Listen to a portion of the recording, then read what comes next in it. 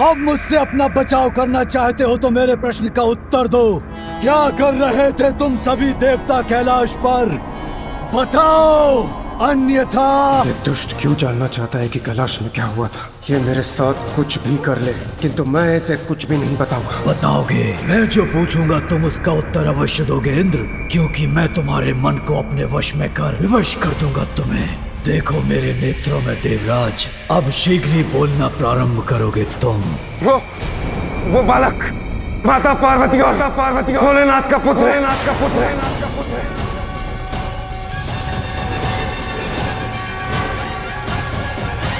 तो सिंगिका ने उचित कहा था। ये कैसे हो सकता है? ये क्या हुआ था? मुझे बोलने पर बाध्य कैसे कर दिया इस दुष्ट ने? किंतु अब मैं इससे लड़ूंगा।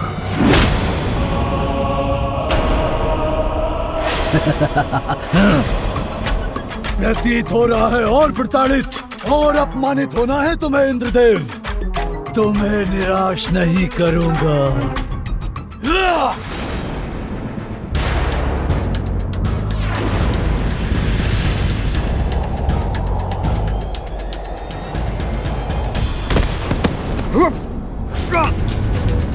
लेकिन ये कैसे सत्य हो सकता है? महादेव और देवी पार्वती का पुत्र तो हो ही नहीं सकता। इसीलिए मुझसे मिथ्या वचन बोलकर मुझे भ्रमित करने का प्रयास मत करो। रुक जाओ। यदि मेरी बात का विश्वास नहीं है तो स्वयं ब्रह्मदेव से पूछ लो।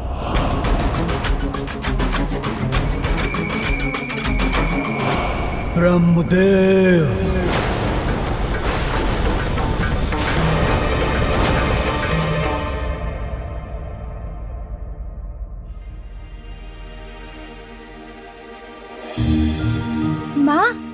माँ, एक और बात सुनिए ना।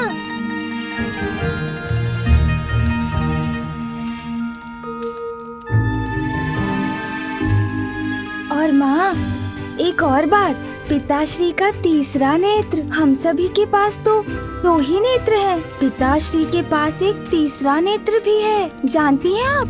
हाँ। माँ तो ध्यान ही नहीं दे रही। वो तो अपने कार्य में इतनी व्यस्त है कि मेरी तो कुछ सुन भी नहीं रही। अपना कार्य कैसे पूर्ण कर पाऊंगी मैं यदि इसी प्रकार मेरे पीछे पीछे आता रहा मेरा पुत्र? माँ, नंदी जी ने मुझे बताया था कि यदि पिताश्री का तीसरा नेत्र खुल जाए तो फिर सभी कुछ नष्ट हो जाता है, प्रलय हो जाती है। ये प्रलय क्या होती है माँ? पुत्र, प्रलय तो तब होगी जब उसका समय होगा। किंतु ये तुमने क्या किया? अन्न गिरा दिया। अन्न से तो हमें भोजन प्राप्त होता है। प्राण वायु के समान जीवन का स्रोत होता है ये अन्न। इसीलिए हमें कभी भी अन्न का अपमान नहीं करना चाहिए। अब जो हो गया सो हो गया। अभी मैं ये अन्न इस पात्र में डाल देती हूँ, किंतु आगे से ध्यान रहे पुत्र। मुझे क्षमा कर दीजिए माँ।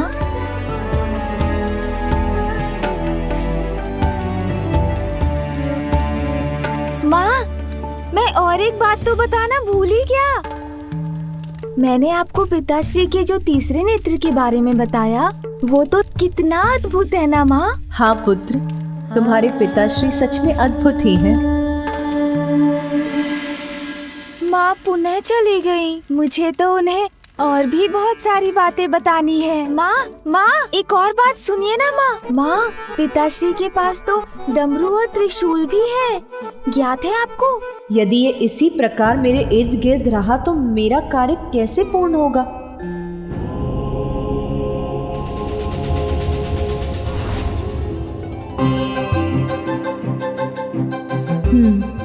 स्वामी को जैसे कोई चिंता ही नहीं है, अपने ध्यान में ही लीन है। और एक मैं हूँ जो ग्रह को व्यवस्थित करने के कार्यों में व्यस्त हूँ। उनके लिए तो ध्यान सर्वोपरि है। अब तो मुझे उनसे बात करनी ही होगी। आपने सुना ना माँ, मैंने क्या कहा? माँ, नंदी जी ने ना मुझे पिताश्री के त्रिशूल के बारे में बताया था। कितना प्रचंड है वो, आप जानती हैं? पुत्र, हाँ माँ। मेरे साथ आओ। अच्छा माँ, मैं तो आपके साथ ही हूँ। आप जहाँ कहेंगी वहाँ चलूँगा। किंतु हम जा कहाँ रहे हैं माँ? आओ। स्वामी,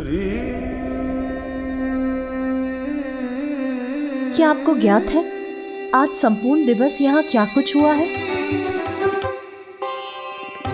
नहीं ज्ञात है? कोई बात नहीं, मैं बताती हूँ। जब आप यहाँ ध्यान में मग्न थे, तब मैंने नंदी, श्रृंगी और अन्य गणों को हमारे पुत्र के लिए फल, दूध और मधु लाने के लिए भेजा। उसके बाद मैंने अपने पुत्र के कक्ष की व्यवस्था की। फिर मैंने गृह के अनावश्यक कार्य किए। मैंने तो ये सब किया। अब आप बताइए, आपने संपूर्ण दिवस क्या क्या किया? नहीं, इतना विचार करने की आवश्यकता नहीं है, क्योंकि आपने तो ध्यान करने के सिवाय और कुछ भी नहीं किया। जानना चाहते हैं मुझे ये सब कैसे ज्ञात है? बताती हूँ। जब मैं एक एक कर सभी कार्य निपटा रही थी और साथ ही हमारे पुत्र का ध्यान भी रख रही थी, मेरी दृष्टि जब भी बाहर गई, आप यहीं थे, ध्यान में लिए। जानती हूँ, ध्यान तो आपके लिए बहुत महत्वपूर्ण है। जगत कल्याण का उत्तरदायित्व जो है आप पर। किंतु स्वामी, हमारे गृह में अब एक बालक का, आपके पुत्र का आगमन हुआ है। यदि मेरे ऊपर आपका और उसके साथ अन्य कार्यों का भार भी पड़ गया, तो मुझे कठिनाई नहीं होगी क्या? फिर मुझे अपने पुत्र की छठी नामकरण आदि संस्कारों का, उसके जन्म के उत्सव का भी तो विचार करना है। आपसे मैंने गृह के किसी कार्य को करने के लिए तो कभी नहीं कहा। किंतु स्वामी, आपको अपने दायित्व स्वयं समझने चाहिए स्वामी। आपके पुत्र के प्रति आपका भी दायित्व है, ये तो समझते हैं ना आप? अब आप शांत क्यों हो गए? कुछ बोल ही नहीं रहे। कहिए ना, इतना तो आप भी समझते हैं ना? मैं तुम्हारी बात समाप्त होने की प्रतीक्षा कर रहा था प्रिय। मैं समझता हूं, अपने समस्त दायित्व भली भांति समझता हूं। कहो, मैं कैसे सहायता कर सकता हूं? आपको ज्ञात है, आज संपूर्ण दिवस आपका पुत्र मेरे पीछे पीछे घूमकर मुझे ये बताता रहा कि उसके पिता किस किस प्रकार से अद्भुत हैं। तो अब मेरा एक सुझाव है, मैं अपने शेष कार्य समाप्त करके आती हूँ और आप अपने ध्यान के स्थान पर अपने पुत्र के साथ कुछ समय बिताइए, उससे बातें कीजिए। वो आपके बारे में जानने के लिए उत्सुक है, उसकी जिज्ञासा शांत कीजिए स्वामी। अवश्य पार्वती। पुत्र, अब तुम कुछ समय अपने पिताश्री के साथ बैठो, उनसे बातें करो, उचित है ना?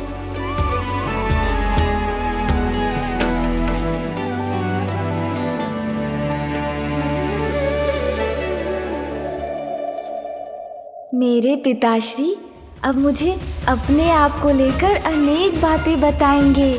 बहुत आनंद आएगा। आओ पुत्र।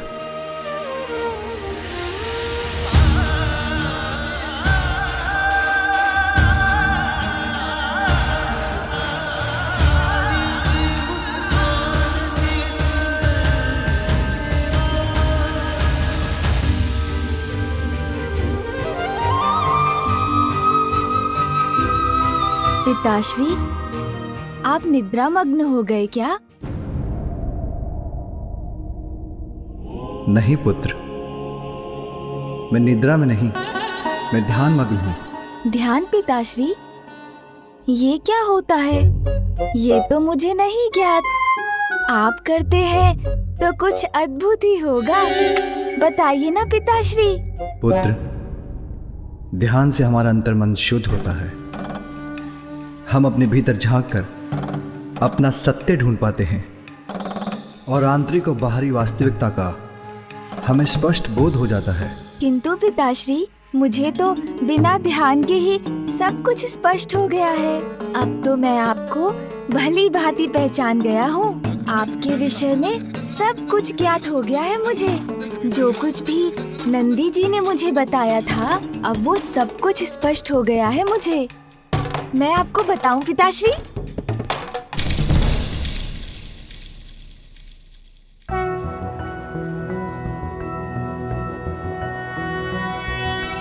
सृष्टि के आप ही नाथ, शिव शंभु जय भोलेनाथ। लंबी जटाएं हैं किए, गंगा को धार लिए। डमरू त्रिशूल है हाथ, त्रिनेत्र जय भोलेनाथ। सृष्टि के आप ही नाथ, शिव शंभु जय भोलेनाथ।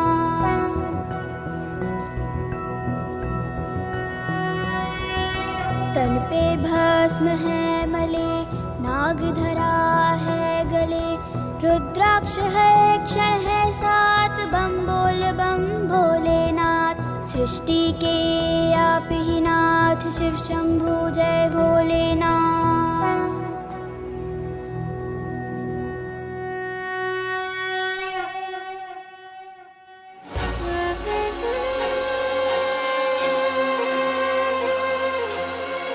पुनः यहीं बैठ जाता हूँ उनके निकट।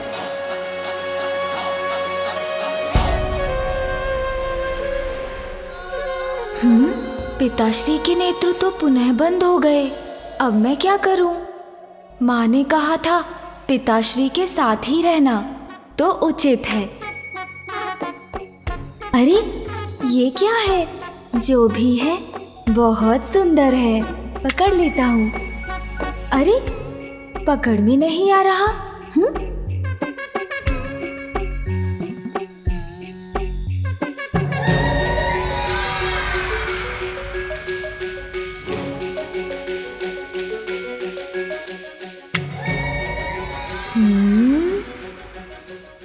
ओह, ये तो कुछ अत्यंत विचित्र और अद्भुत है पिताश्री की जटाओं में।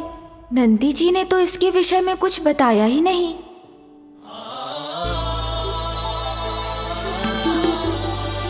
अतुलनीय सौंदर्य है मेरा, मुझसे भी अधिक सुंदर कोई कहाँ हो सकता है भला।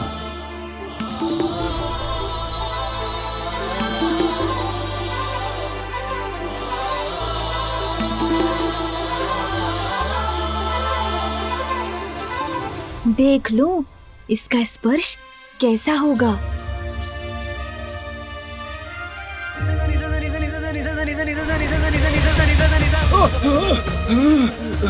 क्या हुआ स्वामी?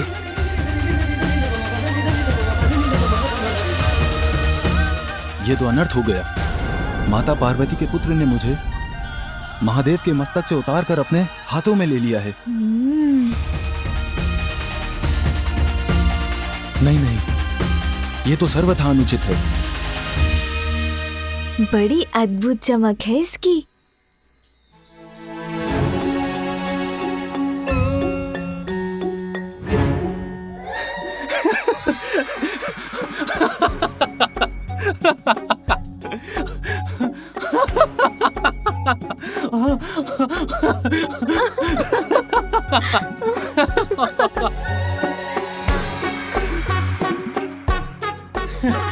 मत करो मत करो मत करो मत। किंतु स्वामी, मैं आपको कहाँ गुदगुदा रही हूँ? माता पार्वती का पुत्र मुझे गुदगुदा कर अब प्रताड़ित कर रहा है।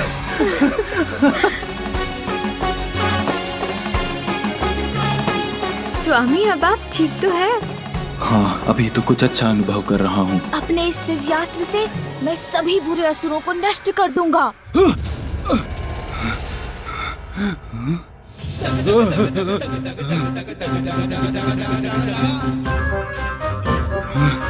मुझे तो इस क्रीड़ा में बहुत आनंद आ रहा है। पुनः उछाल कर देखता हूँ।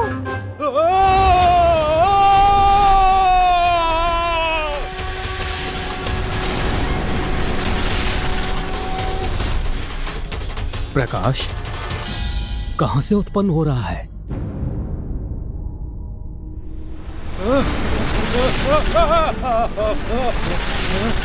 ये चंद्रदेव क्या कर रहे हैं?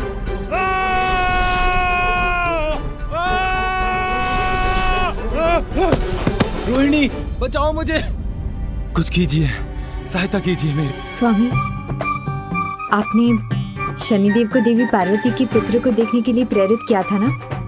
ये उसी का परिणाम है। अब ये तो आपको भुगतना ही होगा। देवी पार्वती का पुत्र चंद्रमा के साथ पीड़ा कर रहा है। कहीं इसके परिणाम स्वरूप उन्हें उस पर कोई संकट ना आ जाए। आपकी चिंता दूर करने के लिए मैं अपनी वीणा से कोई राग वादन करती हूँ।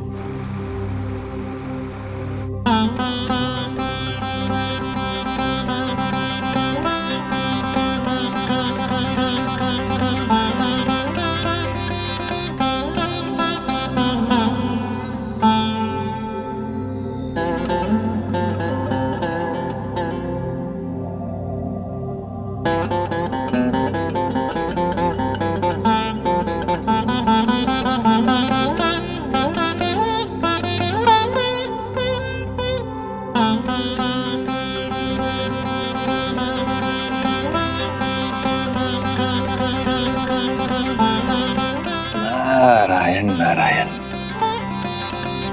ऐसा संगीत जो मन को कर दे सम्मोहित, नारद प्रफुल्लित। ब्रह्मदेव और माता सरस्वती के निकट जाकर इस दिव्य संगीत का आनंद लेना चाहिए।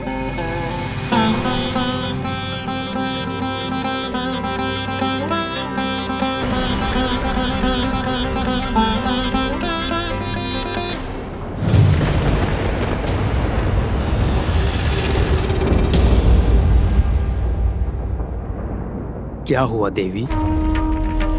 अचानक कौन सी चिंता आपको विचलित कर उठी है? ज्ञात नहीं स्वामी, किंतु प्रतीत हो रहा है जैसे कोई अशुभ अपवित्र हमारी ओर बढ़ रहा है। कुछ ऐसा जो हमारे इस पवित्र स्थान को दूषित कर देगा। देवी, जिस प्रकार कमल का पुष्प कीचड़ में रहकर भी अपनी सुंदरता और पवित्रता को कलंक नहीं लगने देता, उसी प्रकार कोई भी अपवित्रता भला आपको स्पर्श कैसे कर सकती है? आप तो स्वयं दिव्य पवित्रता की ही प्रतीक हैं। वैसे भी कभी कभी अपवित्रता के जागृत होने से ही पवित्रता का भी भान होता है।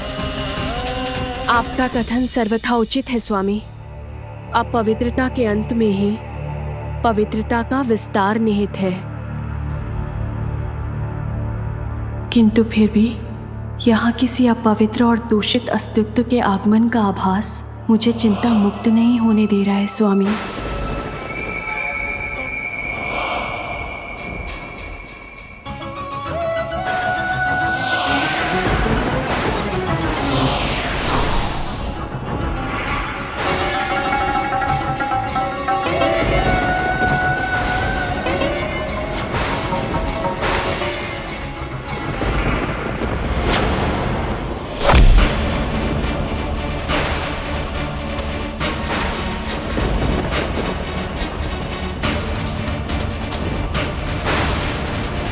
नारायण नारायण।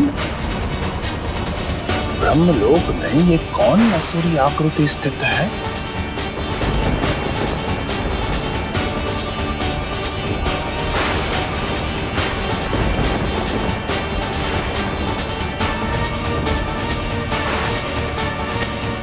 कदाचित देवी सरस्वती की चिंता उचित थी। इस दुष्ट के आगमन की पूर्व सूचना प्राप्त हो रही थी उन्हें।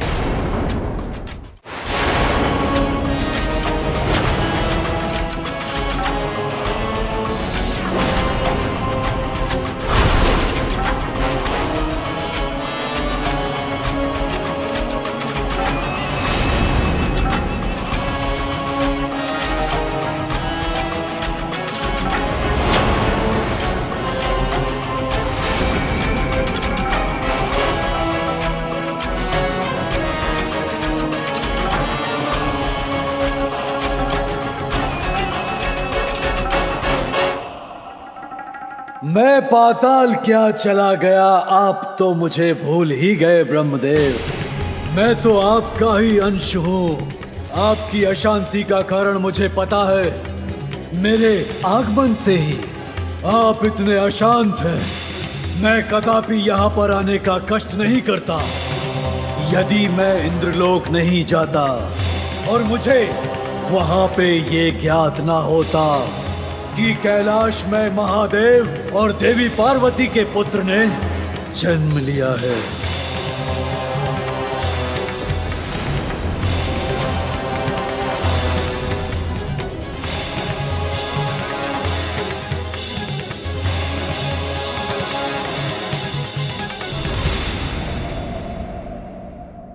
इससे तो कितना प्रकाश प्रस्फुटित हो रहा। एक बार इसे ढक कर देखता हूँ।